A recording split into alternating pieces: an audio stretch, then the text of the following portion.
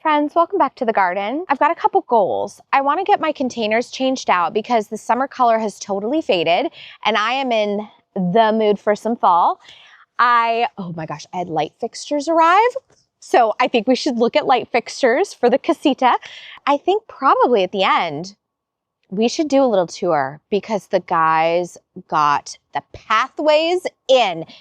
It looks so good. And not only did they get the pathways down below done, we added a pathway to the greenhouse. First order of business, I think, is getting my patio ready for fall.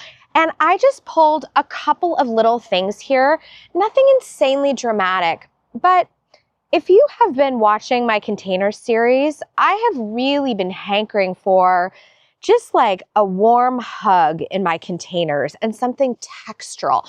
I feel like that's what autumn means to me, is it's textural, it's quieting down, because really when we take a look at what nature is doing, it's this beautiful descent towards hibernation and rest and recharge. And so I like my containers at home to reflect that. Not crazy and busy, just like quiet and sculptural. So I'm bringing in a couple of really fun things today. You've all seen me work with Euphorbia before. This is one called Ascot Rainbow. I loved the chartreusiness. It was just a little hint of bright without being too much. However, I've got a couple of special things that I don't think I've shown me working with before. First up is a Heuchera. This one is called Goji berry. And what I love about this one is it embraces soft greens, rosy tones. It's a little bit more moody, but has a very ruffled edge. So it's kind of a great textural treat. The next thing that I don't think you guys have seen me play with before is this little grass. It's a really kind of cool one. It's called Uncinia. The variety is called Belinda's Find. Now, sometimes this reads a bit more red, but this Uncinia is reading a bit more pinky orange, and I'm really enjoying it. The other thing I have, you've seen me play with this before, is a Euonymus. This one is emerald and gold, so it kind of repeats a little bit of this gold tone, but I've got one Viola and one Pansy that we're going to play with today. Now, the first Pansy is one that I pop on whenever I see it in the nursery because to me, it is so just the epitome of quiet, luxurious fall. And it's this sweet little guy here. This is called Viola Rose Blotch. And what I think is so special about this one is it has this antique rose, but the throat of it almost becomes like an electric violet. And the veining becomes super pronounced in it. So I pulled that in thinking I might play with that. And then I wanted to, of course, bring in another complete stunner. This is from my shopping trip that I took at Sky Nursery. And these are more of those beautiful Elegant Series pansies that I've been playing with. But these are from the Antoinette Collection. Now, what I did is if you go shopping for these, if you can get your hands on them, there's the Twilight Collection and there's the Antoinette. But within each range, there's just a variety of undertones. So what I decided to do is I decided to pull all of these ones that have like a beautiful buff in them or something that has just like a little bit more of like a warmth to it. It's not the cool tones of the Twilight. We're going warm and moody, maybe a hint of raspberry. And all of this is driving this just really cohesive color palette. I don't want anything too punchy. I want it to be soft and luxurious.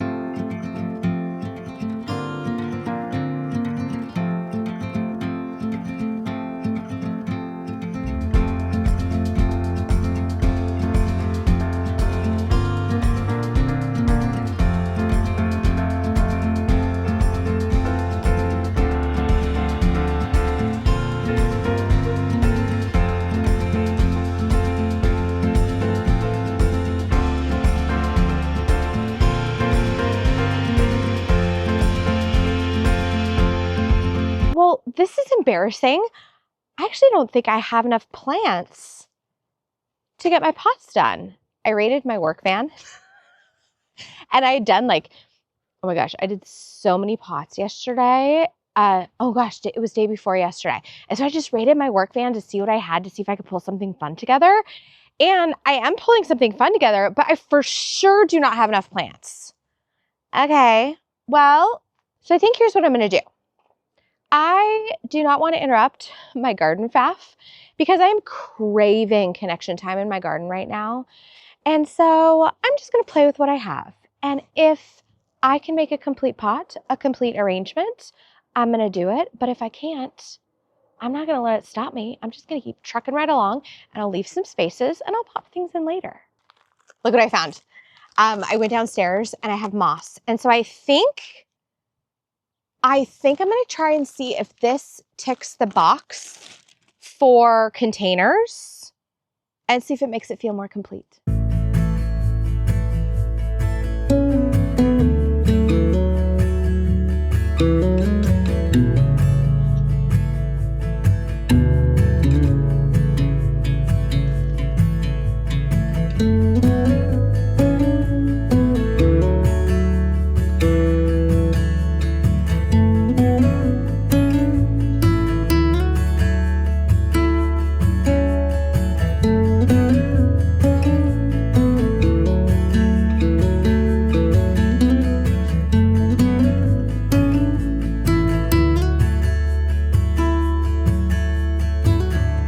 So this is my least favorite child. I mean, I'm kidding. Like kind of, but also not really. This is the one that I felt like I just was missing stuff. I wanted this container to be quiet. I feel really good about the other ones, but this one feels like it's missing something. So what I'm gonna do is I'm going to the nursery tomorrow to shop for another client.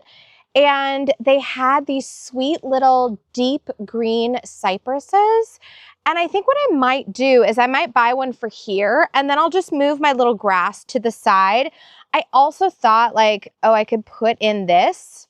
Funny enough, that actually already makes it look better. Just one thing I automatically know about myself is I'm gonna need some structure. I'm gonna need a little evergreen that's gonna take me all the way through winter, because I would actually like to see all of these arrangements last through to my spring refresh. We're gonna go down back and I want to open the lighting that I purchased. And when I was doing my shopping for lighting, I had two components that I was working with. Well, maybe actually three. I wanted them to be relatively inexpensive. So for me, that means $150 and below per fixture for La Casita. The second parameter I was looking for was something that was transitional and gave a hint of modernity to it. And for those of you who are new here, basically we live in a small 40s cottage, and we really feel like that Scandi cottage vibe is our jam. And so we like it to be a little bit classic with a touch of modern that keeps it very current and fresh. So that was my other parameter. Now, my third one is something that you should take into consideration, I think, if you're shopping for lighting. And it is something called dark sky compliant.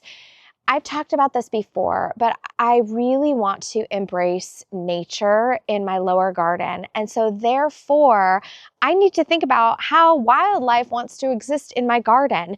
And for much of our wildlife, they actually need darkness, and they need a reduction in light pollution. And so when you're shopping for lighting, some of them will actually be labeled as dark sky compliant. And what that means is we're not like blasting lighting into the air. It's subtle, it's soft. More often than not, it's downward focused. I want to invite nature in, and I want to lean into those beautiful rhythms that our night creatures really, really enjoy and also benefit from because it's in their biology. Okay, my friends. So I narrowed it down to two lights. And this first one is called the Hanson Outdoor light, and it's from Jocelyn, Maine, actually. I've never ordered from them before, but the price was right, and it was that same dark sky compliant. So I just thought, we're gonna give it a go and see. Alrighty. Ooh. Let's see.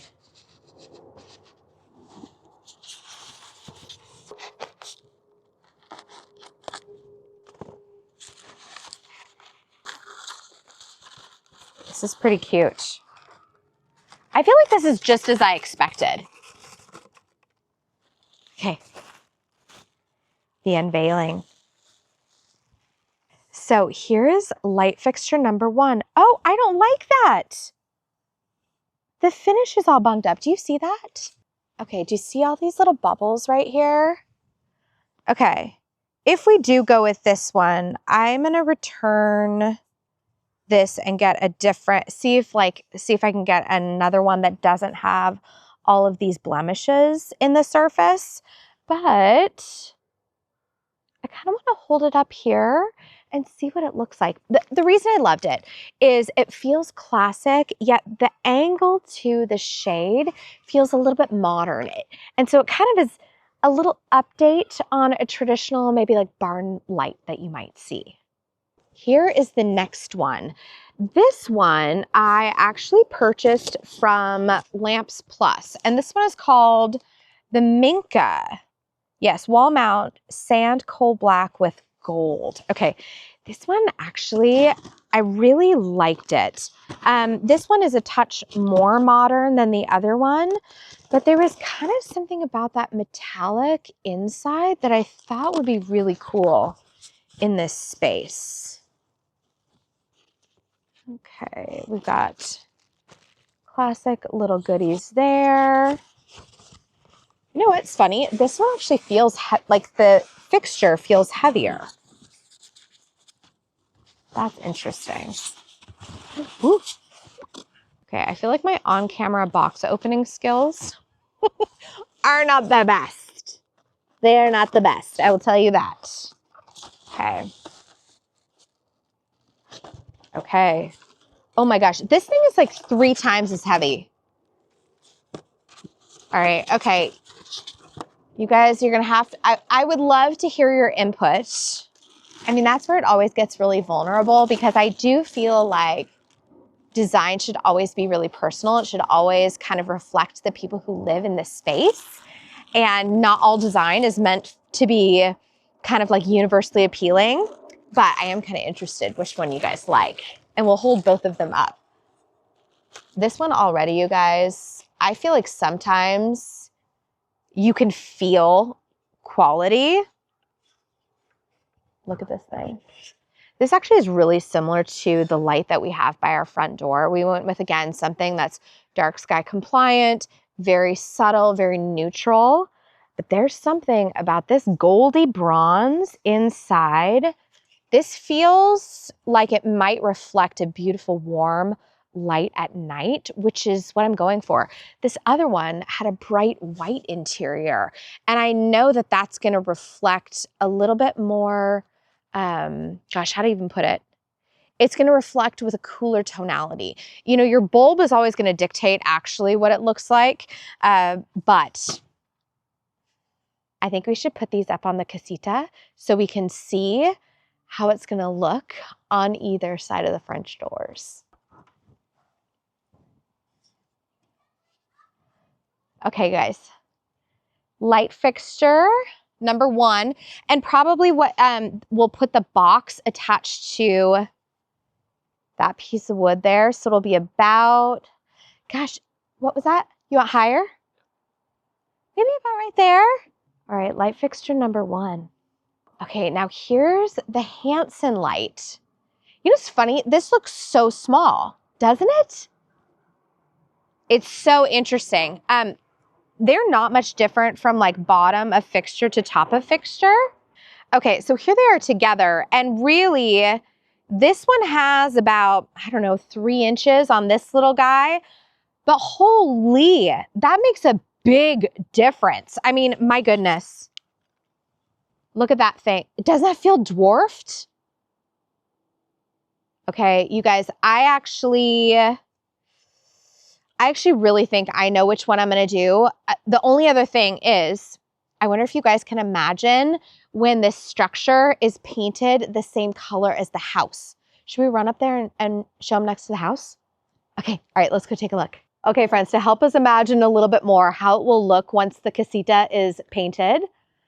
But here it is. By the way, our paint color is called Ambiguous Black. It's a Miller paint.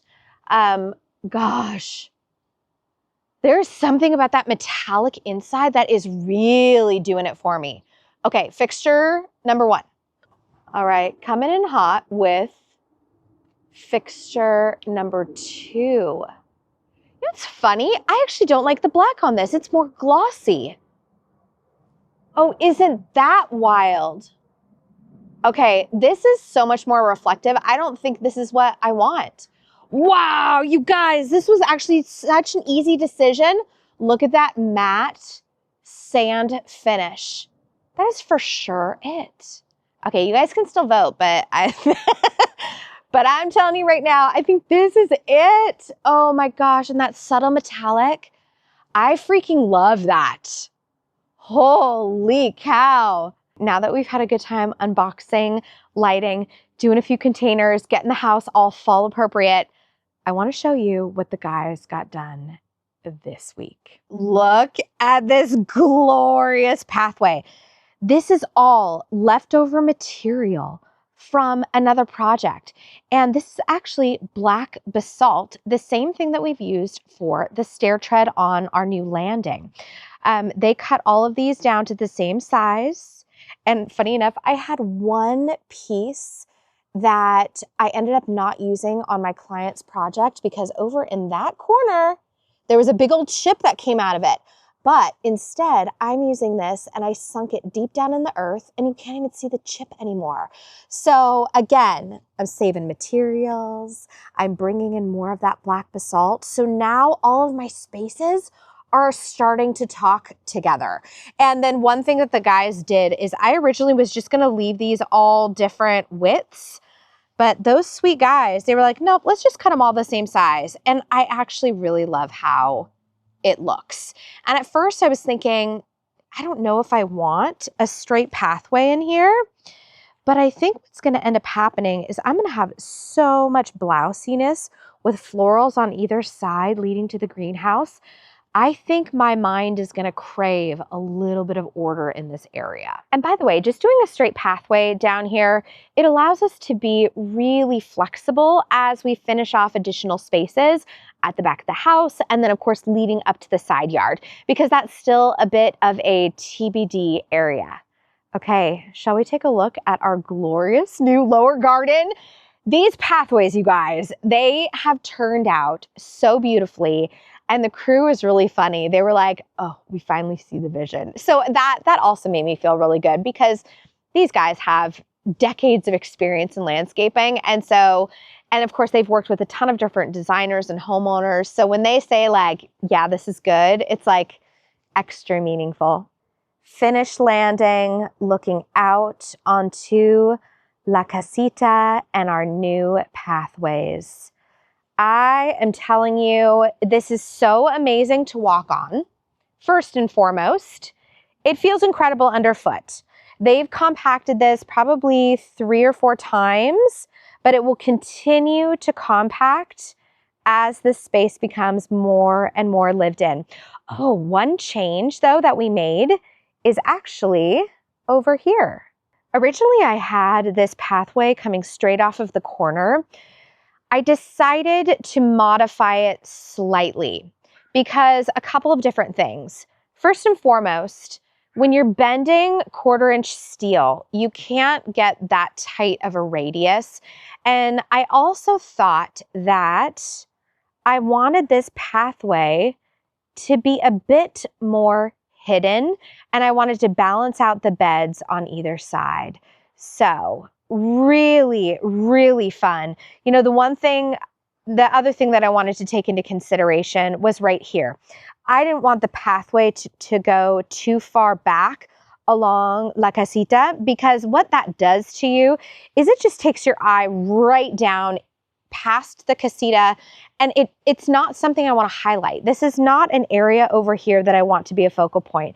Instead, I wanted this to be a soft curve, which we achieved by creating a bit more of a gentle bend with the steel. Oh, and I didn't even show you this. You guys, what the crew did is they took all of the extra dirt, they backfilled this area, and now instead of having a step up to the bunker deck, it's just a straight pathway right onto that surface. The really awesome thing about moving that pathway is while it evened out the beds, it also meant that I didn't have to move my little variegated boxwood, which is so fun. And I'm already planning where in my garden I'm going to add a second, because I'm in this kind of phase of, now that we have this beautiful blank slate, how do I get to balance my space and also create a new sense of place?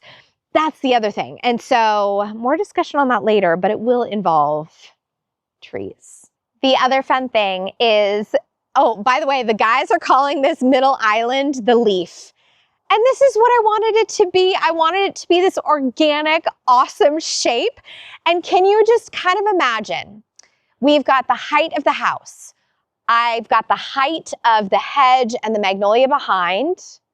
I may add one more tree. I've got this beautiful maple in the back corner, but then it will sink down to this lower area, which will be this beautiful organic flowing meadow. And I'm thinking of doing more matrix style plantings, meaning you get big, beautiful waves of plants running through this space. So all that to say, these pathways are just blowing my mind right now.